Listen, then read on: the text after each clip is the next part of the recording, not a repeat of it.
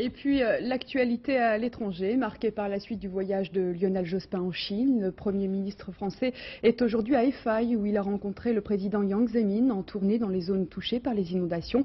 Quant à la journée d'hier, elle s'est terminée par un concert de rock donné à Pékin par une pop star de la Chine. Sur place, le reportage de Roland Sicard et Bernard Connard. Soirée au son d'un rock contestataire. En Chine, le rock a longtemps senti le souffle. Les chansons de Zhou Etienne, une vedette dans son pays, ont souvent été interdites. Mais tout cela n'a pas découragé Lionel Jospin.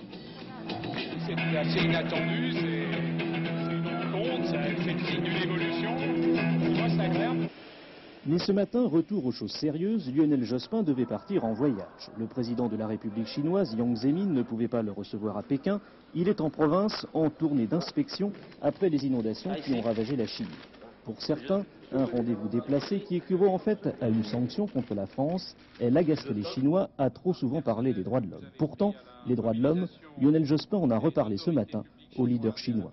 Je lui ai dit qu'il me semblait que le développement économique, social, éducatif de la Chine ferait que cette volonté d'affirmation des libertés et des droits de l'homme deviendrait plus grande, même si j'étais conscient que ce serait un processus continu. Lionel Jospin qui a donc voulu montrer que l'on pouvait parler des droits de l'homme et que les Chinois savaient écouter. L'objectif est simple, ne pas laisser peser cette question sur son voyage, un voyage que le Premier ministre veut décontracter.